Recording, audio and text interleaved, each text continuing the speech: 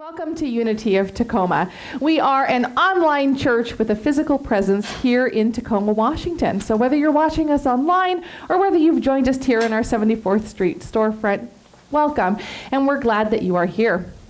My name is Raylene, and I am serving as interim minister at the present time. And today we are starting a new series. Our new series is One Brick at a Time. We're going to be talking about building today. And the question I'd like to invite you to keep in your minds as we have this discussion is, are you on the construction crew or are you on the demolition crew? Sometimes it's hard to know, right? They tend to dress alike. They have similar tools. They have similar focus. How's that for a gimmick? So this is to remind you guys that the question I'd like you to ask yourself throughout this talk is, are you on the construction crew or are you on the demolition crew?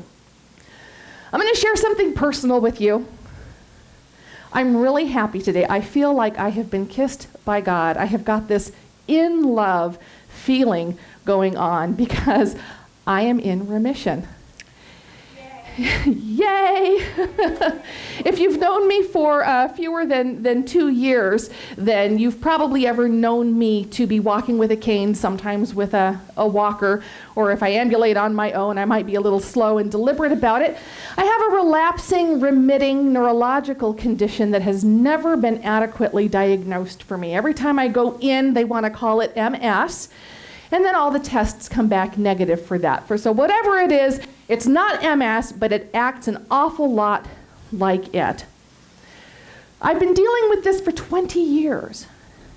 The first time it happened, actually the very first neurological event I had was optic neuritis in 1999. It was just this kind of one and done thing. It wasn't very dramatic. I never even saw a doctor for it until it was almost complete. And I did that because I walked through a screen door because I couldn't see it because my vision was so dim. I remember having the experience because back then I had what I called my Scully do, if you're familiar with the X-Files. I loved Agent Scully, and I did everything I could to make my hair look just like hers. And so I would spend a lot of time in the bathroom, and I started noticing that I couldn't even hold my hands up to do the brush and the hair dryer. It just became very, very difficult for me. But when the optic neuritis set in, I felt like I couldn't see. I kept thinking, we got to put more lights in this bathroom. I can't see a gosh darn thing. And then a year after that, I was walking through Northgate Mall with my then husband, and I fell. Didn't trip over anything. Just bam, like the leg wasn't there, just fell. And that was when the questions started coming up. And that was when I noticed that I would have these episodes. And they're not always related to walking, but that's the one that most people can see. Every once in a while I'll have a flare. It's just a numb spot on my back, or it's just pain, just neurogenic pain.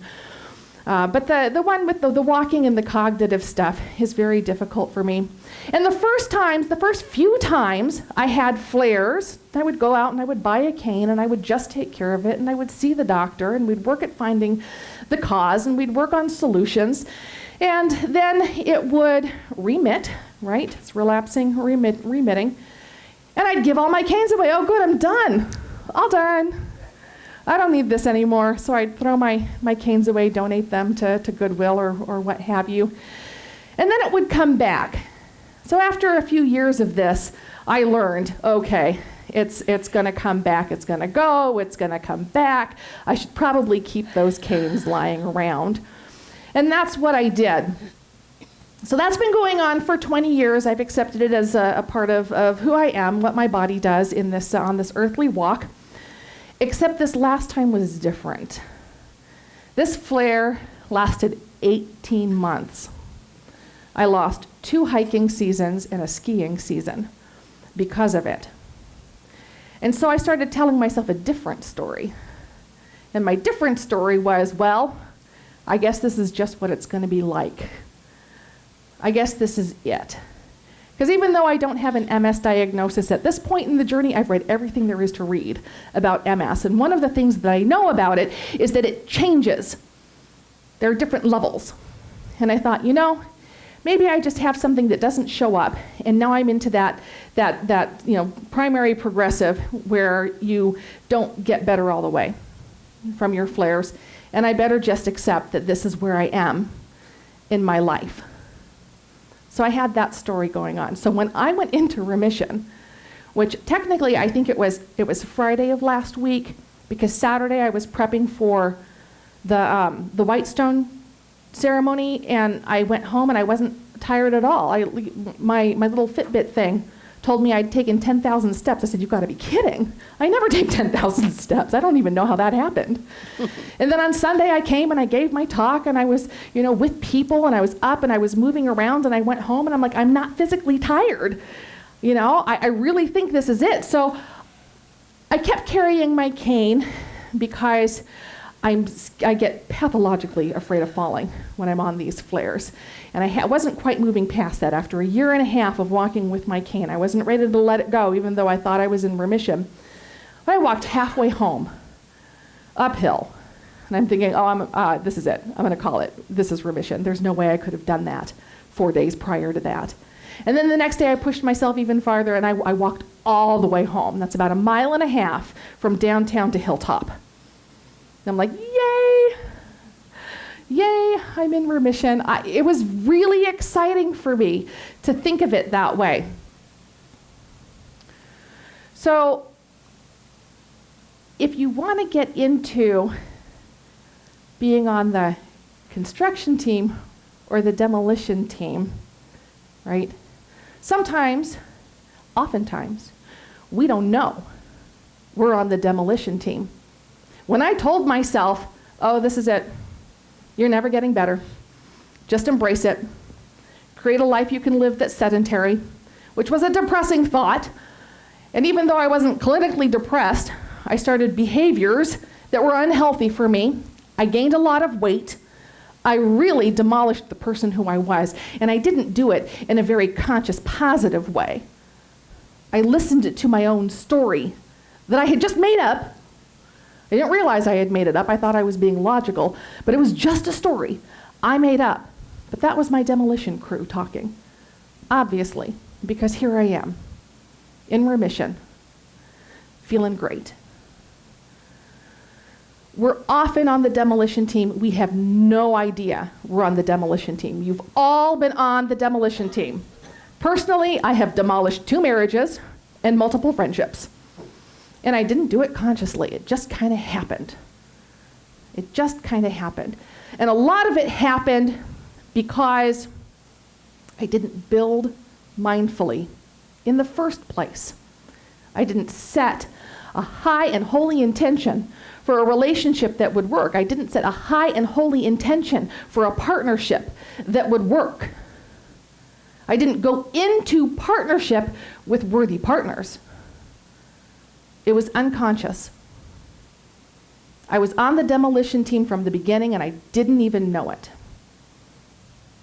And so the invitation today is to start thinking about when you're on the construction team, when you're on the demolition team, and how to consciously choose where you're putting your energy. Now sometimes things need to be demolished. Right, Miss New Landowner, right? You got a well that's got to be decommissioned, right? That's the right thing to do. It's got to be safe. It's the right thing to do. But when you get to the building part, right? You're going to plan it. You're going to partner with people who support what you're doing, who believe in what you're doing, and who are going to build what you have in mind to build. I think one of the biggest differences between are you on the construction team or are you on the demolition team comes from what are you paying attention to? What are you thinking about? Where are you putting your energy? Last week, we came together and meditated. And we asked to be Spirit-led in choosing a word or a theme or an idea for our life for 2020. That was very intentional. Very intentional. We were so serious about it, we literally wrote it in stone. We literally wrote it in stone. Each of us came up with something, but it wasn't necessarily the same thing. And even if your word is my word, what that looks like for you is not what it's going to look like for me. Because we're all individualized expressions of the divine, right? We're all sitting here being an expression of the divine. We're all sitting here in our innate divinity and holiness. And we're all here to look at each other and remind each other, you are God. I see God when I see you. But we're all also individuals. And so we did our spiritual practice, and we allowed a word or an idea or a theme to emerge for us individually. And so that's where we put our attention now. That's where we say, okay, I'm on the construction team, and this is my brick. Right? Our series is one brick at a time. If each of us took our stone from last week and stacked it up here like building blocks, we could actually construct something out of them. We could make a little miniature building or wall or something. Each of us just by placing our individual contribution into the project. We talked a little bit last week about how to be the change you want to see in the world. And I actually recall there was a lot of excitement. Everyone was like, absolutely, yes. Yes, I do. I want to be the change that I want to see in the world. So, I mean, how do you do that? How do you do that? You start with what you're called to be. What are you called to be? Why are you here? And I know it's not just your one word for the 1 year, but let's think about that one word for the 1 year for just a moment so that we can keep it manageable, right? That word, whatever came up for you, whatever spirit was calling you to, is what's desiring an expression out in the world in your own way. In your own way. When I went into remission, because I had thought about all of the things that I had lost permanently, because that's what I thought, I knew exactly what to do, because I had had a lot of oh, if only moments. Oh, if only this weren't a permanent thing, I'd do this, I'd do that, I'd do the other thing. And one of the great regrets for me was never getting up to Mailbox Peak here in Western Washington, because I'm a hiker. And I've tried 3 times now to get up to Mailbox Peak. And the last time I was training for it was right before this 1.5 long flare. And the week before I was supposed to do Mailbox, I did Mount Si. And the goal I had for Mount Si was to get up and back in under 5 hours. It took me 9. If I'd done it a week before, I probably could have done it in 4 hours. But that week, it took me 9 hours, and then I sat in my car in the parking lot and cried for an hour while my body recovered, because I couldn't even drive myself home at that point. Right? So I had all of these oh, if only moments over the past 1.5 years. And especially last year when I realized how much weight I had put on from giving up. I don't want to say depressed, because there's a clinical term, depression, and I didn't have that. I know that. But I gave up on a few things, and I really packed on the pounds. And I'm like, well, now the only way to lose weight really is through nutrition. I don't have the option of working out. I don't have the option. And so now I have the option.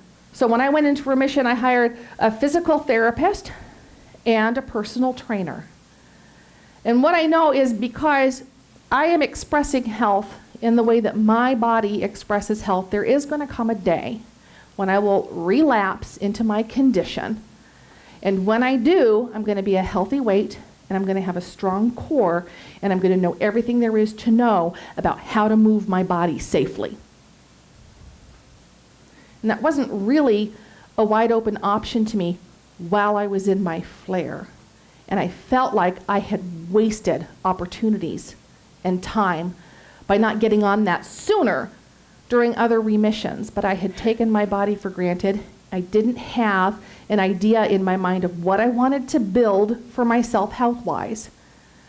But now I do, right? This is how intentions work, right? This is from 2019. I spent all of 2019 in prayer. I didn't diet, I didn't exercise, I hardly did anything for myself except pray with people on this idea of health, and I changed. I strongly believe that if I had not put that out there, this is what I'm going to build. I covenant with Spirit for my health. I will do nothing for my health. My health is the health of Spirit. That if I had not taken that stand, remission or relapse, it wouldn't have mattered. But since I am in remission, and since I do have a covenant with Spirit, I absolutely am keeping my end of the bargain. This door has been opened for me. I'm going to walk through it. I'm going to build, because that is what I was called to build. And it didn't end when the year changed. And it's happening organically. I'm not having to really do anything. I mean, I got to show up for my classes. That's the choice that I make. I show up for my PT appointments and my physical training and the core training. And I'm happy to say that I'm not always the worst person in class. There's about 3 of us that like, I see you, sis. We each have our strengths. They're different. I show up for that. Why do I show up for that? Because I chose to build health in my life, and I committed to that. So I'm showing up on the construction team for my health. You all had a word that emerged for you last week, and the invitation is to show up for what was calling you forward for 2020. It might be something huge. Health was huge for me. I've known I needed to do this for years and years and years. And every year I pick something else because I know I'm not ready. I know I'm not committed. I know I'm not on the construction team. I said no to this for a very, very long time before I was finally able to come to a place of yes. Whatever called forth to you, that's what you're ready for. That's what's calling you individually for you to show up in your own way to be in the world. Might be big, might be small. I know someone I worked with who said, I just didn't get anything, or rather I got everything, so I don't know what to do. I mean, everything is just about the same thing as nothing. Because you can't do everything all the time. So let's talk about if something big called to you. I mean, that was huge. I don't even know how to explain how huge that was for me, committing to my health. When something big is calling to you and you're ready to say yes to it, you just have to remember that the what is your province and the how is Spirit's. I had no idea how I was going to achieve health as an extremely obese person with disabilities and food restrictions, by the way. I had no idea how that was going to happen. But I prayed on it, and the opportunities emerged organically. If I had not gone into remission, the opportunities would have emerged organically. They just would have been different opportunities. But because I had my sight on what I knew was calling me forward, because I was listening to, deliberately listening to, let's call it the voice of Spirit for me, I saw the opportunities when they emerged. For someone else, it may be different opportunities. But I was very clear with myself when I decided what I wanted to build, when I wanted to build my health. I had and have limits. It is not going to be hard. It is not going to be a program such as Weight Watchers that works for a lot of people. I'm not dissing Weight Watchers or anything like that. I'm just saying for me, I wanted something that was sustainable and organic and not something that you could fall off of. I wanted a lifestyle change that was organic. And I knew that my body was divinely informed, that I am divinely informed. And I also knew there were some education pieces, and that's why I've hired teachers. And the same is true for the word that came up for you. What if it's huge? So what if it's huge? So what if it's huge? Let it be huge. Let it be big. Let it be so big you have no idea how to even place the first brick. Let it be big.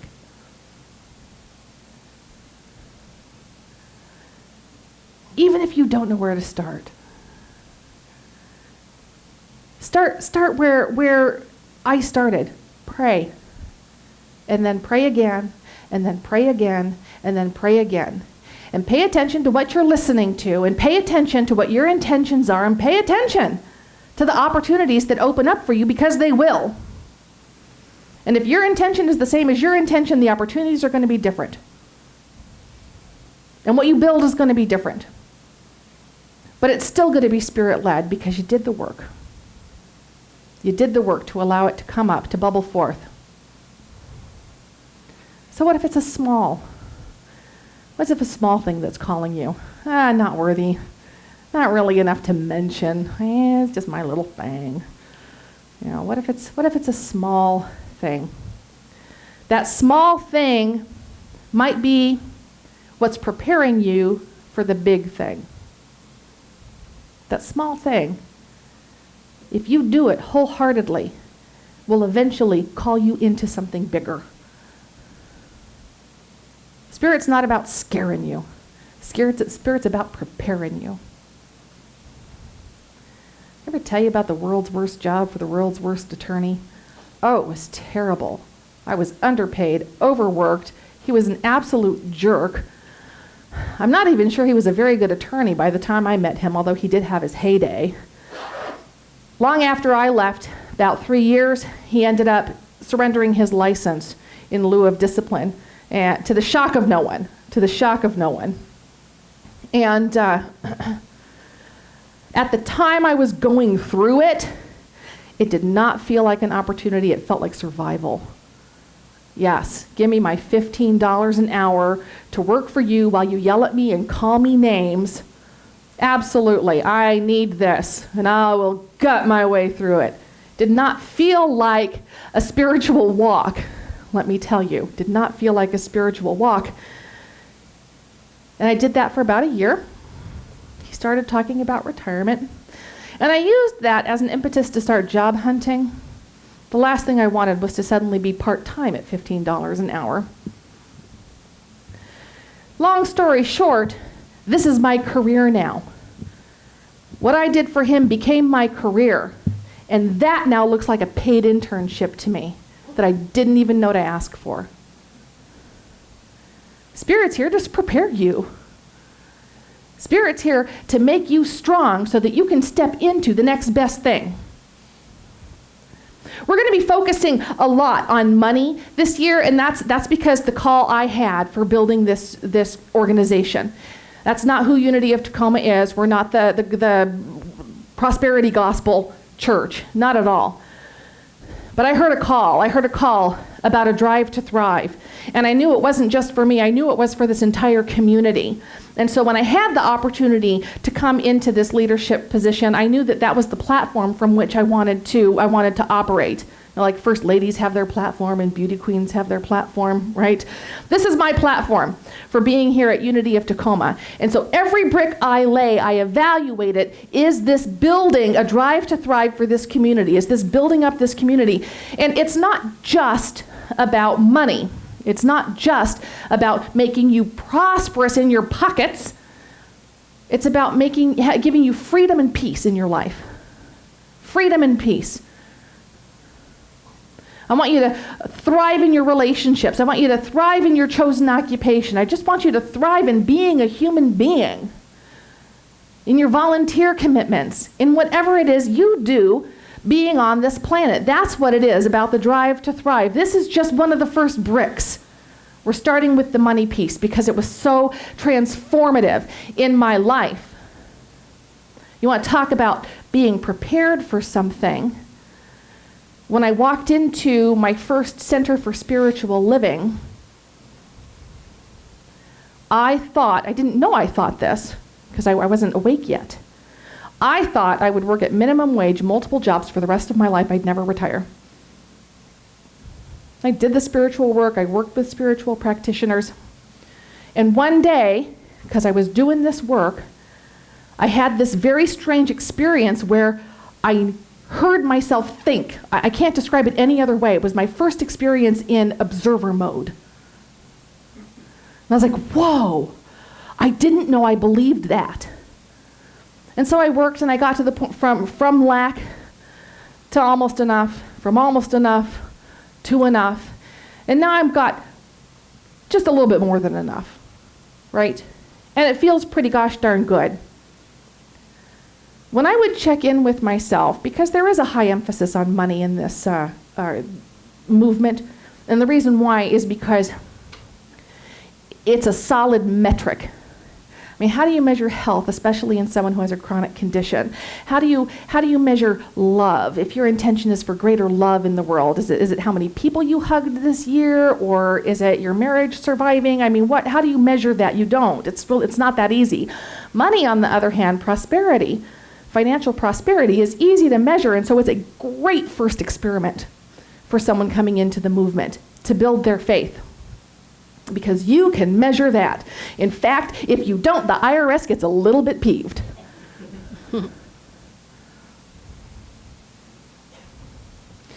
So I started thinking about, where I was with money. And I had these conversations with other practitioners and congregants, and I'd say, I've checked in with myself, and what I know is I am not called to be the steward of opulent wealth. And they'd go, oh, no, don't say that.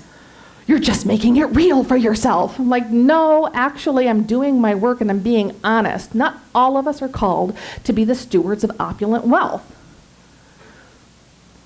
And then I had a realization several years ago, and my realization was, okay, if I'm not managing this much money very well, why would Spirit burden me with this much money? Right? We all know that lottery winners often just lose it. They don't have the tools. They don't have the support. They're not equipped for managing a large amount of money. But because my consciousness has shifted over time, and because the tools have come to me, if it were to happen, if I had a sudden windfall, I actually have a plan. So sure, let me win the lottery. I'm ready.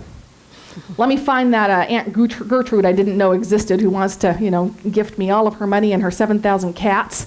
I'm ready. I got a plan. I've already picked out my financial advisor. And because I have that certainty, when I check in with myself, I know where I'm comfortable.